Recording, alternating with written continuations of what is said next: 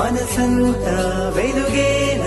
ఇక చీకటెళ్ళింది తెల్లారి నీ నవ్వుతోనే 10 మంది ఉండగా ప్రతిరోజు పండగే పడి నవ్వుతుండగా ప్రతిరోజు పండగే